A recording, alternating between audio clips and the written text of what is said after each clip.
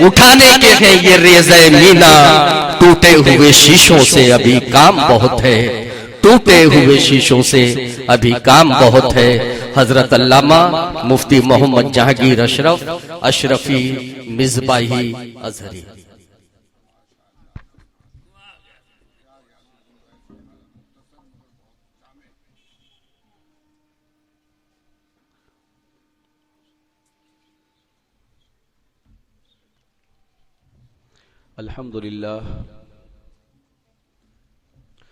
अल्हम्दुलिल्लाहि रब्बिल आलमीन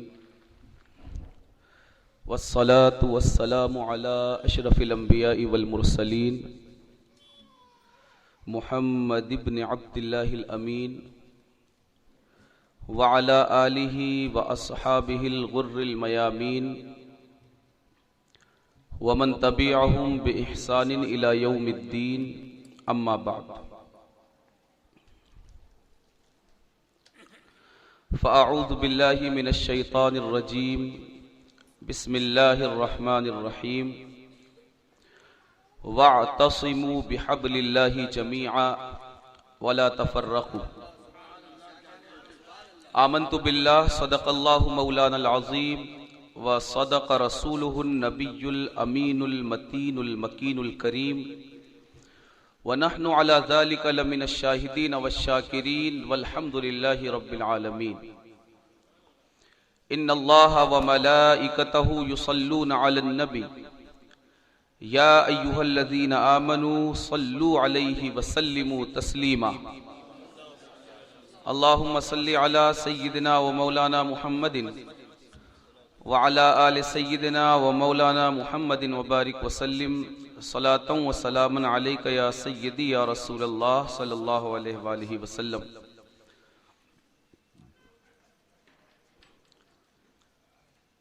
या साहिबल जमाली व या सय्यिदल बशर मिन वजहिकल मुनीरी लक़द नुव्विरल क़मर ला युमकिनु सनाउ कमा काना हक़्क़ुहु बअदल खुदा बुज़ुर्ग तुई क़िस्सा मुख्तसर। नजर आती है गुलशन में हवा नासाज़गार अपनी, नजर आती है गुलशन में हवा नासाज़गार अपनी, गुले बागे खलीली भेज दे बादे बहार अपनी। इंतहाई बावकार स्टेज पर तशरीफ फरमा उलमाए मिल्लत इस्लामिया,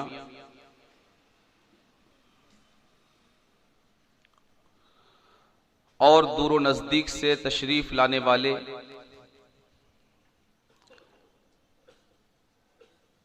मुअज़्ज़ज़ मुहतरम और निहायत मुकर्रम सामिईन और हाज़िरीन,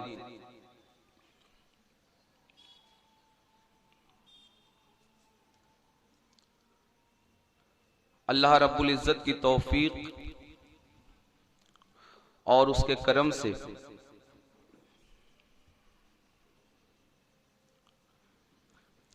आज हमें अब्बा जी क़िबला अलैहि रहमतो व रिज़वान के छठे सालाना उर्से पाक की इस मुबारक और मसऊद तकरीब के बहाने एक बार फिर मुझे कुछ कहने, दर्द दिल बयान करने, अपने सोज़े दुरूं से आपको आशना करने और आपको माहौल की तब्दीली के साथ और हालात की चेंजिंग के एहसास के साथ कुछ सुनने की तौफीक मुयस्सर आई।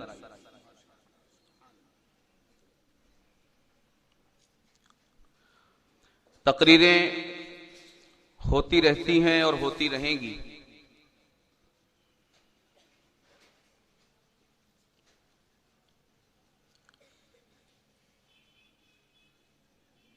आज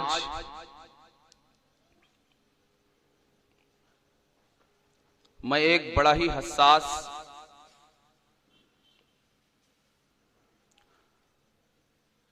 और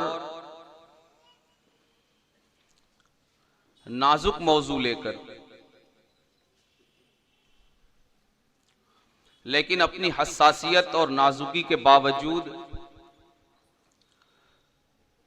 जो अपने आप में बड़ा ही दिलचस्प भी है और इंतहाई मुफीद भी, लेकर हाजिर हुआ हूं।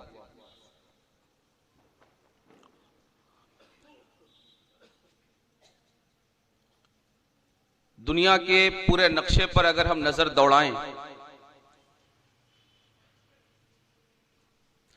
मुंतजिमीन से गुजारिश है कि वो पीछे भी कुर्सी लगा दें, कुर्सियां रखी हुई हैं।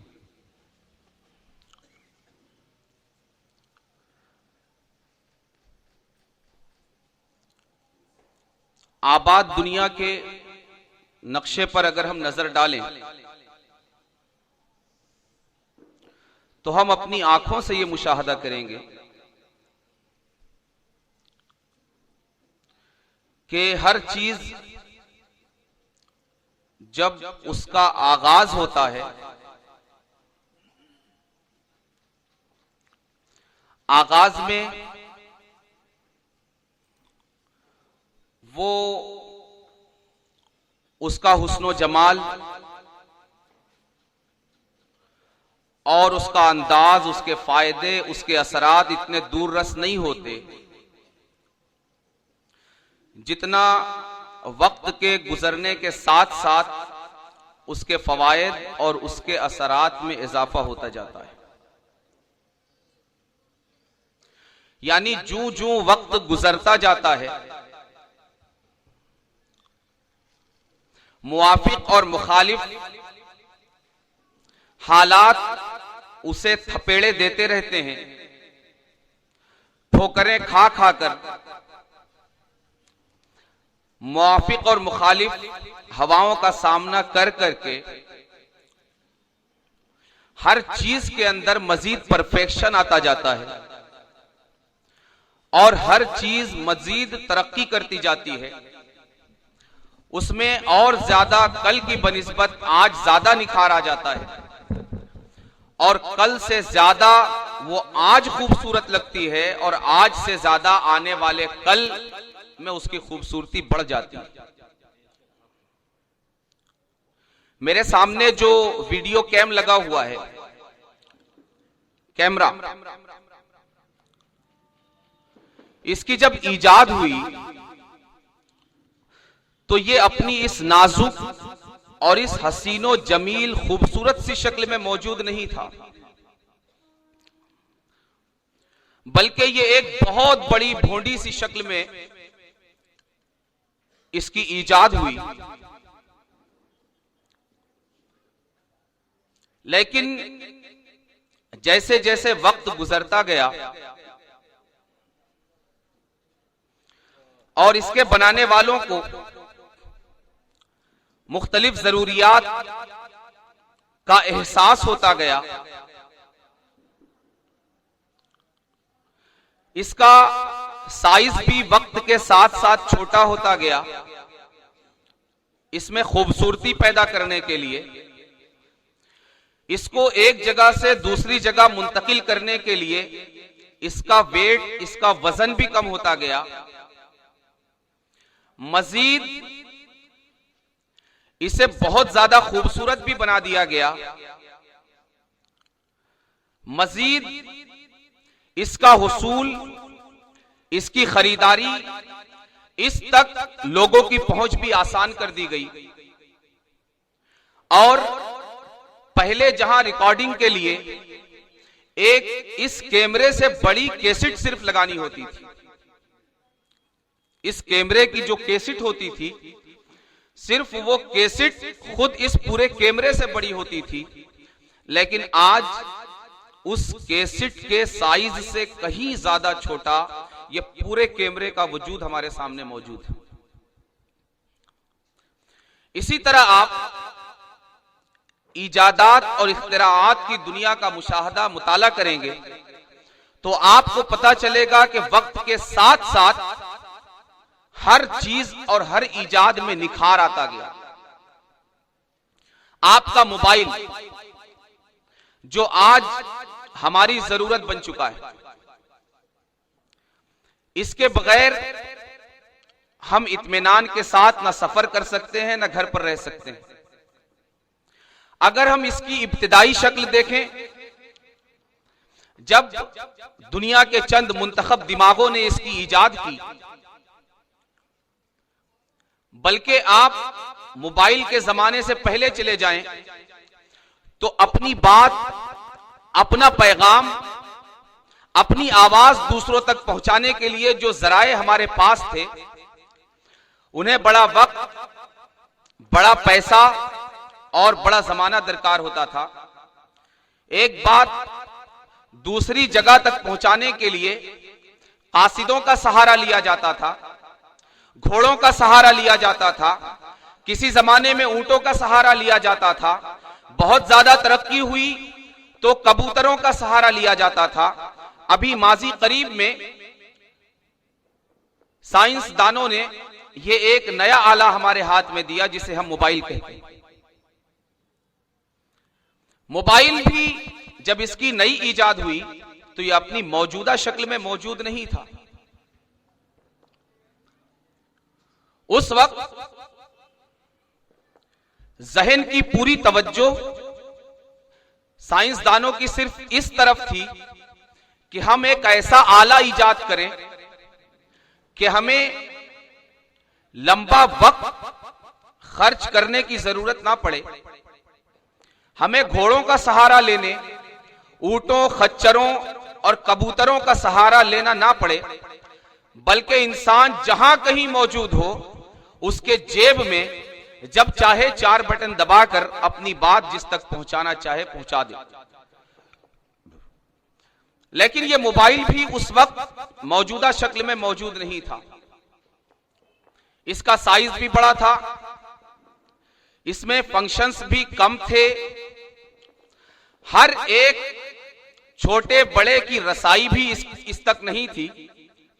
मुझे याद आता है, मैंने शऊर की हालत में मोबाइल इनकमिंग कॉल रेट जो मैंने देखी है वो तकरीबन 20 रुपए थे। एक कॉल अगर आपको करनी है तो पर मिनट सिर्फ इनकमिंग कॉल का 20 रुपया लगता था, और शायद उससे पहले उससे ज्यादा लगता हो। लेकिन 20 रुपए पर मिनट इनकमिंग कॉल के बावजूद भी आम लोगों की इस तक रसाई नहीं थी। बहुत गिने चुने लोग थे जो इसे अपने पास रखते थे, और उस जमाने में मोबाइल ये शख्सियात के माली तारुफ का एक जरिया था। मुआशरे और सोसाइटी में उनकी प्रोफाइल के इंट्रोडक्शन का एक जरिया था कि अगर मोबाइल है तो ये शख्स किस सोसाइटी, किस मुआशरे और किस कल्चर से ताल्लुक रखता है। लेकिन आज सिर्फ चंद सालों के फासले के बाद आज हमारे पास जो मोबाइल है, आज मोबाइल का हाल यह है कि आज ये किसी की पहचान होना तो कुजा, आज आप महंगे से महंगे मोबाइल लेकर घूम जाइए, आपकी तरफ किसी की निगाहें नहीं उठती।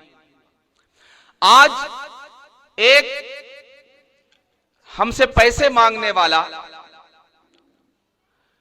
जिसे हम फकीर कहते हैं, वो भी अगर किसी चौराहे पर पैसा मांगने के लिए खड़ा होता है तो दूसरे दीगर चौराहों पर अपने दूसरे भाइयों को अपने हालात से बाखबर रखने के लिए वो भी मोबाइल का इस्तेमाल करता है। हमारा रिक्शे वाला भाई, हमारा ऑटो वाला भाई, हर एक वो मोबाइल जिसकी रसाई कल तक सिर्फ करोड़ों और करोड़पतियों की कोठियों तक थी, आज उसकी रसाई झोपड़पट्टियों की हर झोपड़ी तक है। रसाई आसान हो गई, हर एक ने उसको गले लगाया, हर एक ने उसके फायदे से फायदा हासिल किया, हर एक ने उसे यूज किया, और हर इंसान आज दुनिया का उसके एहसान तले दबा हुआ है। इसी तरह मिसालें बहुत सारी हैं। ये माइक, ये पानी कभी इस तरह दस्तयाब नहीं था, बल्कि हमारे नलकों में जिस तरह साफ सुथरा शफाफ और शीरी पानी कि हम नलका खोलते हैं और हमें फौरन ऐसा पानी दस्तयाब है कि हम गिलास लगाएं और गिलास भरकर फौरन वहीं बैठकर सैराब हो जाएं, इस तरह पानी हमें मुयस्सर नहीं था। जमाने की रफ्तार और धीरे धीरे उसमें हुस्न आता गया, निखार आता गया, और आज इस शक्ल में यह हमें मौजूद है। आप अगर इंटरनेशनल या डोमेस्टिक सफर करेंगे तो आज एयरपोर्ट्स और इसी तरह 5 स्टार होटल्स में आपको यह मिलेगा कि आप कॉइन डालिए और पानी की शीशी आपके हाथ में आ जाएगी। किसी दुकानदार से आपको ना गुफ्तगू करने की जरूरत, ना मांगने की जरूरत। इसी तरह आप दुनिया की हर इजाद, हर चीज पर आप नजर दौड़ाते जाइए तो आपके सामने यह हकीकत पूरी तरह खुलकर वाज़ेह हो जाएगी कि शय जब ईजाद हुई, जब वजूद में आई, जब उसे वजूद मिला,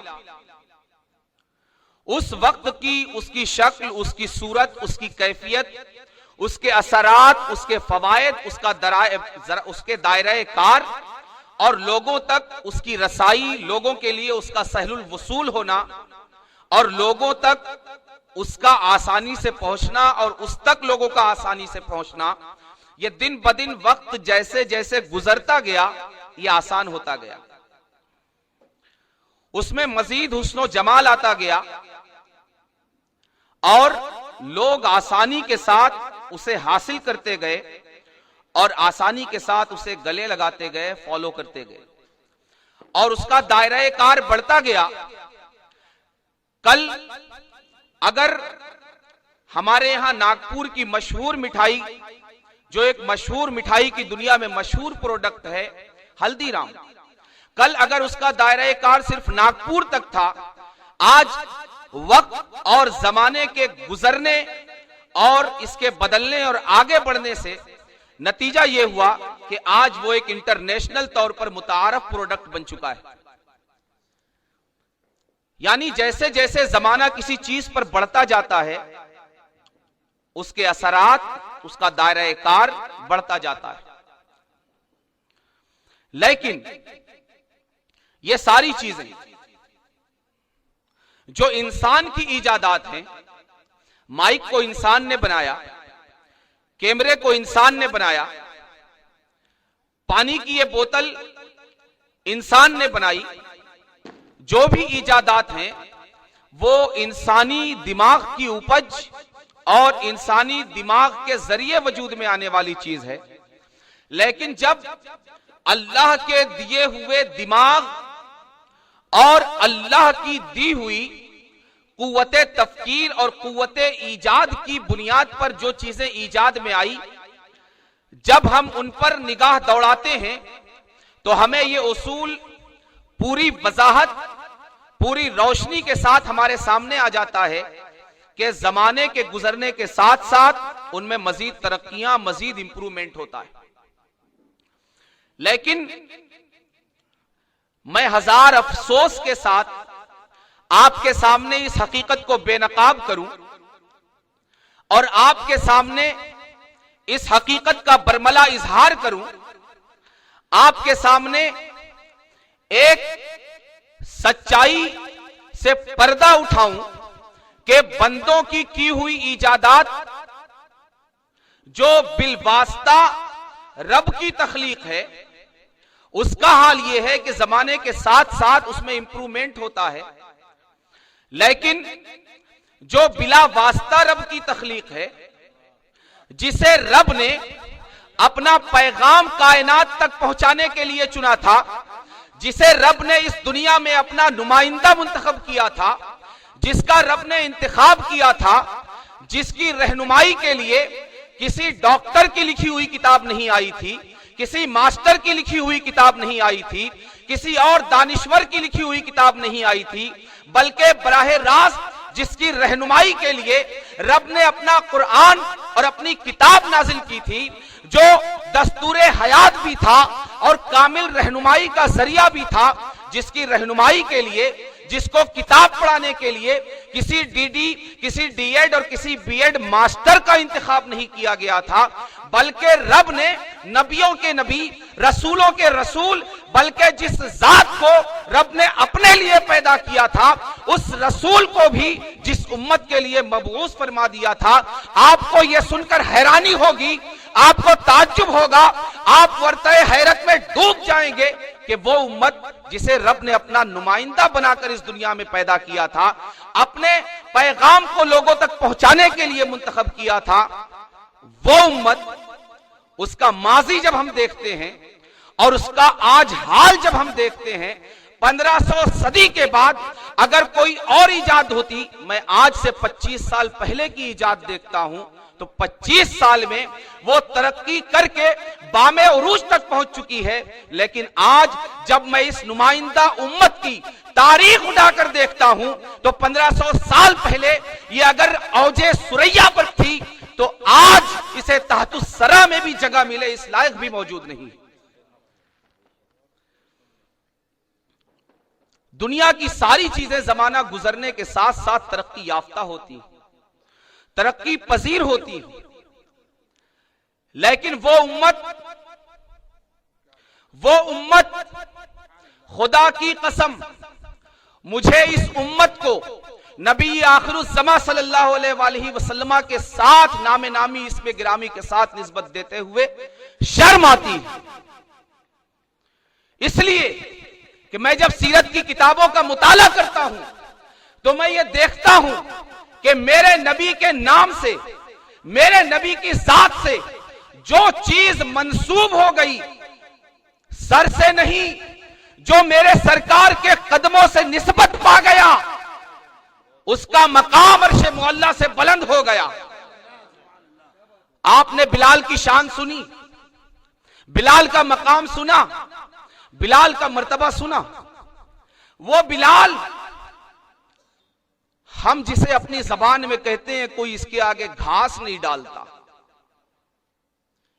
बिलाल की यह कैफियत दामने इस्लाम और मेरे सरकार के कदमों में आने से पहले बिलाल की जिंदगी इस कहावत के भी लायक और काबिल नहीं थी। लोग बिलाल के साए से बचते थे, बिलाल के साए से डरते थे, मगर इस बिलाल को जब मेरे नबी के कदमों से निस्बत मिली, तो मेरे नबी जब मेराज से वापस तशरीफ लाते हैं, तो बिलाल से कहते हैं, बिलाल मैं जब जन्नत में गया, जन्नत की सैर कर रहा था, तो अपने आगे आगे तुम्हारे कदमों की चाप सुनी। वो बिलाल जिसके साए से लोग बचा करते थे, उस बिलाल को जब मेरे नबी सरकार दो आलम सल्लल्लाहु अलैहि वसल्लम के कदमों से निस्बत हो जाती है, तो वो बिलाल, उसको वो मकाम, वो इज्जत, वो अजमत और वो मर्तबा हासिल होता है कि अगर सारी दुनिया के इंसान अपनी ताकत, अपनी कुव्वत, अपनी कुदरत, अपना जाहो जलाल, मालो मनाल और मनसिब और जाह खर्च करके अगर किसी एक इंसान को वो मकाम देना चाहे, नहीं दे सकते। इसलिए कि जन्नत की शान मेरे नबी ने यह बयान की, माला आइनुन रात वला उज़ुनुन समिअत वला खतरा अला क़ल्बि अहद, कि जन्नत की शान वो है कि जिसके जलवे न किसी निगाह ने देखे, न किसी कान ने सुने और ना ही किसी के दिल में वैसा ख्याल गुजरा। लेकिन नबी के कदमों ने, निस्बत ने बिलाल को वो इज्जत दी, वो मकाम दिया कि बिलाल के कदमों की आवाज नबी अपने आगे जन्नत में सुनते। फिर मसला इस तरह हल हुआ कि सरकार ने फरमाया कि मैं जब जन्नत में जाऊंगा तो मेरी सवारी की नकेल बिलाल के हाथ में होगी।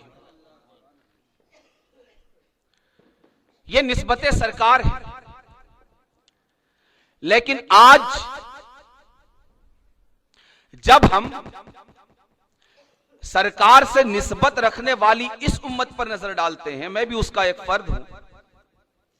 मैं दूध का धुला नहीं, आपसे बालातर नहीं, आपसे ऊंचा नहीं, आप ही की तरह का एक आम फर्द हूं। लेकिन आज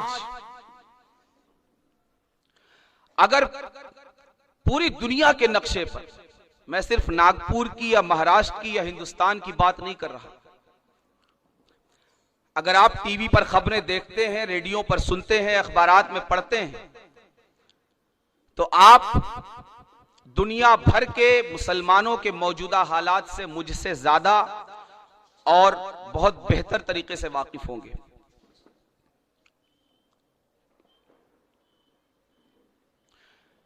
मैं भी जानता हूं और आप भी जानते हैं, और यह जानना कॉमन सेंस बन गया है कि इस जिल्लत और इस रुसवाई की वजह क्या है। सब जानते हैं, किसी से मख्फी नहीं। अब यह राज राज नहीं रहा, बल्कि हर एक के आगे यह राज बेनकाब हो चुका है कि हमारी ये जिल्लत, हमारी ये रुसवाई का सबब क्या है। हम इतनी पस्ती में जा चुके कि आज जब मैं माजी की इस्लामी तारीख पढ़ता हूं तो मुझको आज अपना हाल देखकर, उम्मत के अहवाल देखकर मुझको यकीन नहीं आता हम ऐसे थे। तारीख इस्लाम बताती है कि हमने 80 साल में, कितने साल में? सिर्फ 80 साल में, एक सदी भी पूरी नहीं, एक सदी यानी 100 साल में 20 साल कम, सिर्फ 80 साल में हमने दुनिया का इतना अजीम रकबा फतह किया जितना रोमन एम्पायर, जो उस वक्त की सुपर पावर थी और सबसे अजीम ताकत थी, जिस तरह उस जमाने में जब उसका तूती बोलता था, जिस तरह आज अमेरिका के इशारे के बगैर दुनिया की हुकूमतों के मामलात तय नहीं होते, उस जमाने में रोमन हुकूमत के बगैर, उसके इशारे के बगैर किसी मुल्क का कोई मसला हल नहीं होता था। तारीख बताती है कि मुसलमानों ने सिर्फ 80 साल की मुद्दत में जमीन का इतना बड़ा खित्ता और इतना बड़ा रकबा फतह किया कि रूमी सल्तनत ने 8 सदियों में, कितनी? 8 सदियों यानी 800 साल में उतना रकबा फतह नहीं किया। कहानी लगता होगा ना, झूठ लगता है, कहानी लगता है, फसाना। फसाना नहीं है, यह हकीकत है। हकीकत क्यों ना हो, अगर तलवारों की बुनियाद पर जमीनें फतह की जाती तो शायद 80 साल में जमीन का इतना बड़ा रकबा फतह नहीं किया जा सकता था। लेकिन यह फतूहात तलवारों के जोर पर नहीं हुई थी, बल्कि अखलाक और किरदार के जोर पर हुई थी, जहां मुल्कों के रहने वाले अपने मुल्कों की चाबियां खुद बारगाह रिसालत में लाकर डाल दिया करते थे कि हमें इस आजादी से बेहतर इन कदमों की गुलामी पसंद है, हमें आजादी से बेहतर गुलामी पसंद है। ये तारीख के वो हकायक हैं कि जिन्हें आज पढ़ते हुए और अपनी हालत देखते हुए हमें यकीन नहीं आता। हमें यकीन नहीं आता, जमाने को क्या यकीन आएगा। इसको याद रखें कि जिस तरह हम किसी के मजहब को जानने और पहचानने के लिए उसकी मजहब की किताब जाकर मुताला नहीं करते। हम में से कितने लोग हैं जिन्होंने हिंदुओं की किताबों की, मजहबी किताबों का मुताला किया है? कितने लोग हैं जिन्होंने यहूदियत को जानने के लिए यहूदियों की मजहबी किताब का मुताला किया है? कितने लोग हैं जिन्होंने ईसाइयत को जानने के लिए ईसाइयों की किताबों का मुताला किया है? शायद कोई ना हो। हम हिंदुओं को देखकर उनके मजहब का पता लगाते हैं, हम यहूदियों को देखकर उनके धर्म का पता लगाते हैं, हम ईसाइयों को देखकर उनके दीन और मजहब का पता लगाते हैं। इसी तरह हम अपने बारे में क्यों नहीं सोचते? हम ये उम्मीद क्यों करते हैं कि कोई अगर हमारे नबी की शान में कुछ कहेगा तो नबी को देखकर कहेगा या नबी को पढ़कर कहेगा? खुदा की कसम, ये सारी कायनात को मेरा चैलेंज है कि अगर कोई मेरे नबी का जलवा देख लेता तो मेरे नबी की शान में गुस्ताखी कर ही नहीं सकता। अगर कोई मेरे नबी की शान में गुस्ताखी करता है तो मुझे देखकर करता है, मेरे नबी को देखकर नहीं करता। मेरे नबी के जमाने में जब तक लोगों ने मेरे नबी का चेहरा ज़ेबा नहीं देखा था, कुछ भी बकवास करते थे, कुछ भी बोलते थे। लेकिन जब एक नजर मेरे सरकार के चेहरे के जलवाए जहां ताप पर पड़ती थी, ईमान की झलक, ईमान की चमक, ईमान की दमक और इश्क़े रिसालत के जज्बात दिल में मोजज़न हो जाते थे। और वो जिसकी निगाह में पैगंबर आखिरुज़्ज़मा दुनिया के सबसे ज्यादा नापसंदीदा शख्स थे, देखने के बाद, जियारत के बाद दुनिया के सबसे ज्यादा पसंदीदा शख्स हो जाते थे। वो जो आपको माअज़ल्लाह मुज़म्मम कहा करता था, आपको मोहम्मद कहने पर मजबूर हो जाया करता था। हम गैरों को गालियां क्यों बकते हैं? कभी हमें अपने को देखना चाहिए। गैरों को तो सदियों से देख रहे हैं। नबी का फार्मूला अपनाइए, नबी का। हमें इत्तिबा नबी की करनी है, इत्तिबा रब की नहीं करनी। इत्तिबा रब की नहीं करनी, इत्तिबा नबी की करनी है। रब से मोहब्बत करना है, रब की इताअत करनी है, मगर इत्तिबा नबी की करनी है। कुल इन कुंतुम तुहिब्बूनल्लाह फत्तबिऊनी, अगर अल्लाह से मोहब्बत करते हो तो मेरी इत्तिबा करो।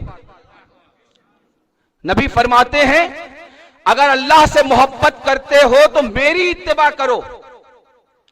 हां, जब जमाना नबी को तकलीफें दे रहा था, नबी को परेशान कर रहा था, नबी की शान में गुस्ताखियां कर रहा था, रब ने जरूर जवाब दिया, नबी ने कोई जवाब नहीं दिया। नबी ने कोई जवाब नहीं दिया। अगर अबू जहल कहता था मेरे नबी के शहजादे दुनिया से चले गए, अगर अबू जहल ने कहा कि मोहम्मद अबतर है, मोहम्मद की नस्ल खत्म हो गई, तो नबी की जबान खामोश होती थी, कुरान बोल पड़ता था, इन्ना आतैना कल कौसर फसल्लि लिरब्बिका वनहर इन्ना शानियका हुवल अबतर, कि मेरा नबी नस्ल बुरीदा नहीं, तू नस्ल बुरीदा है। नबी जवाब नहीं देते थे। नबी अपने सहाबा की तरबियत करते थे। सहाबा के अखलाक में, सहाबा के किरदार में जो पुराने कांटे थे उसे निकालकर उन्हें सरापा गुलाब और फूल बना दिया करते थे। जो सोहबत में आया, चाहे जमाने का संग दिल हो, सरापा कांटा हो, मुस्तफा के कदमों में आने के बाद वो सरापा गुलाब और सरापा फूल बन गया। नबी ने जवाब नहीं दिया। करने का काम वो है जो नबी ने किया। हम किसी चीज में नबी की नहीं मानते। हमें जो करना है वो नबी से पूछ कर करना है। गुफ्तगू बहुत आगे निकल जाएगी और शायद दूसरे ढर्रे पर चल